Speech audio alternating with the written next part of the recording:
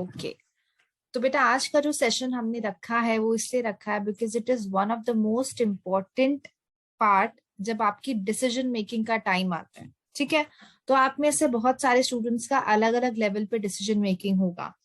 किसी का रैंक इस लेवल पे है तो उसको डिसाइड करना है कि मैं फर्स्ट काउंसलिंग में मुझे क्या मिल सकता है, क्या नहीं मिल सकता है, मुझे स्टेट काउंसलिंग में कोई सब्जेक्ट मिलने का, कॉलेज मिलने का चांस है कि नहीं है।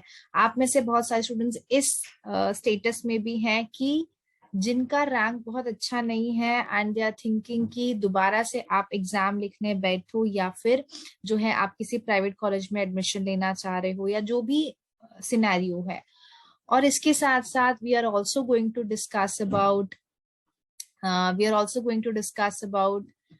कि इस समय पे जो है आपको किस तरीके से अपनी लाइफ को भी लेके चलना है ना। चाहे अभी पीजी में आप आ रहे हैं या फिर थोड़ा डाउटफुल है या फिर अभी आप कुछ और प्लान कर रहे हो, तो ये सब चीजों को दिमाग में रख के अभी हमें एग्जीक्यूट करना है। बिकॉज अल्टीमेटली मैटर क्या करता है कि आपके पास एक एक्सपीरियंस था, है ना, आपने एग्जाम दिया, इसमें से आपको बहुत सारी चीजें समझ आई होंगी। जब आपने अपना स्कोर कार्ड देखा, अपना रैंक देखा, तो कुछ चीजें आपको रियलाइज हुई होंगी कि आपने जो है कुछ गलतियां की and at the same time आपने कुछ चीजें अच्छे से मैनेज भी की, राइट। तो अभी जिस भी पोजीशन में अभी हम हैं, सबको कंसिडर करते हुए सबसे पहले तो मैं डिस्कस करूंगी डेट्स। ठीक है, तो अभी AA, CCC PG जो काउंसलिंग है उसमें किन किन चीजों का आपको एक ब्रॉड वे में ध्यान रखना है, सबसे पहले हम वो डिस्कस करेंगे। ठीक है, तो 3 सबसे बड़ी गलतियां जो हम स्टूडेंट्स को देखते हैं करते हुए, जो काउंसलिंग के लिए बैठते हैं स्टूडेंट्स, उसमें से सबसे ज्यादा गलती लोग कहाँ पे करते हैं। पहला सबसे गलती उनका होता है डॉक्यूमेंटेशन में। अगर मान लीजिए आपके पास कोई ओबीसी का सर्टिफिकेट है या किसी और कास्ट का सर्टिफिकेट है या ईडब्ल्यूएस का सर्टिफिकेट है, तो आपको जैसे ओबीसी के साथ बहुत बड़ा प्रॉब्लम आता है या ईडब्ल्यूएस के साथ बहुत बड़ा प्रॉब्लम क्या आता है कि आप जो है सेंट्रल काउंसलिंग में बैठ रहे हो बट सर्टिफिकेट आप स्टेट का डाल रहे हो। ऐसा नहीं होना चाहिए। अगर आप सेंट्रल काउंसलिंग के लिए बैठ रहे हो तो आपके पास वहां का भी काउंसलिंग का आपका जो भी रिजर्वेशन में आता है या किसी भी और मोड पे आता है तो उसका सर्टिफिकेट सेंट्रल का आपके पास होना चाहिए। Just make sure. इसके अलावा डॉक्यूमेंट्स जितने, जैसे मैंने आपके साथ अभी 2 फाइल्स शेयर की थी कल, उन उसमें हमने क्या देखा था कि क्या इंस्ट्रक्शंस जो है वो दी गई हैं। तो यहाँ पे मैं एक बार आपको वो भी शो कर देती हूँ बेटा कि कैसे जो है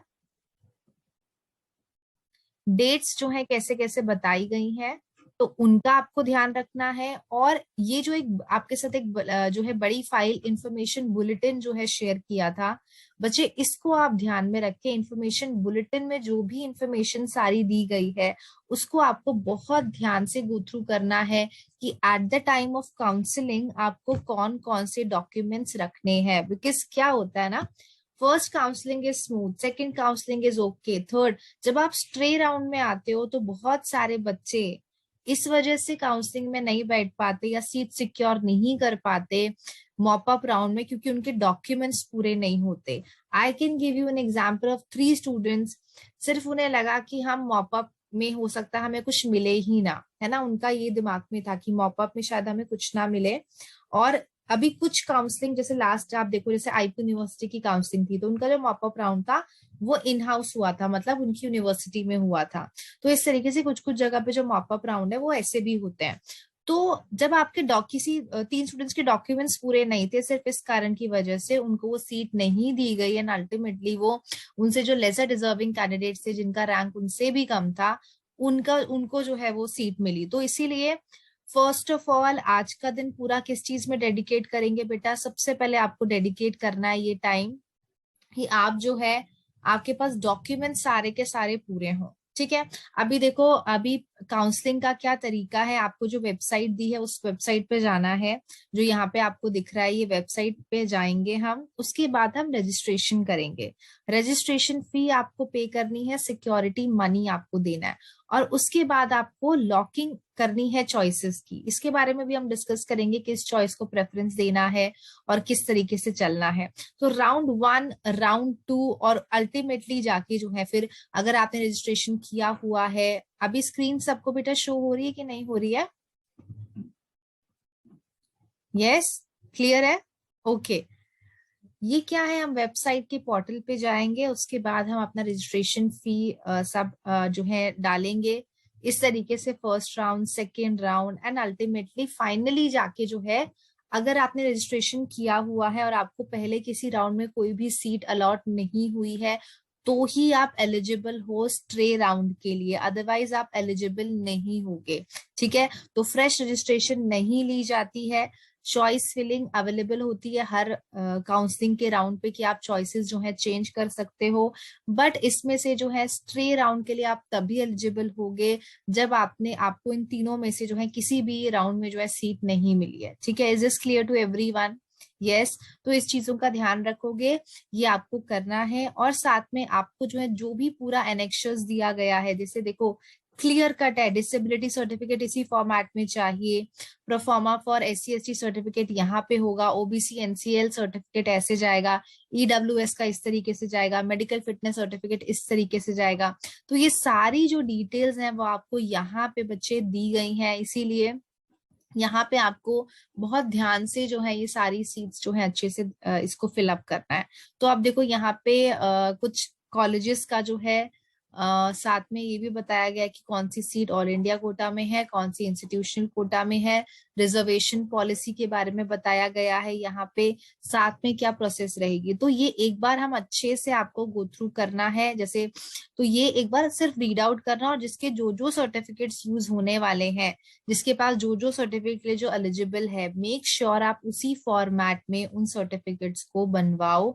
और जितने आपकी और चीजें चाहिए, देखिए व्हाट डॉक्यूमेंट्स आर रिक्वायर्ड, क्या क्या डॉक्यूमेंट्स आपको चाहिए होंगे ज्वाइनिंग के टाइम पे भी, तो ये यहाँ पे क्लियरली बताया गया है। अलॉटमेंट लेटर जो कि आपको मिलेगा काउंसलिंग के बाद, और ये सब चीजों का आप ध्यान रखो कि पहले से आपके पास ये सब है। जिसके पास अपनी मार्कशीट अच्छे से कंपाइल करके रखो, अपना रोटेटिंग सर्टिफिकेट जो है 31 दिसंबर से पहले पूरा हुआ वो आपको अच्छे से रखना है। जो आपका रजिस्ट्रेशन सर्टिफिकेट है उसको ध्यान से रखेंगे, आइडेंटिफिकेशन प्रूफ का ध्यान रखेंगे, मेडिकल सर्टिफिकेट का ध्यान रखेंगे, डिसेबिलिटी सर्टिफिकेट का। तो ये सब चीजें जो है आप पहले से ही कंपाइल करते रहो, ये अच्छा रहेगा। इसलिए go through these instructions once again.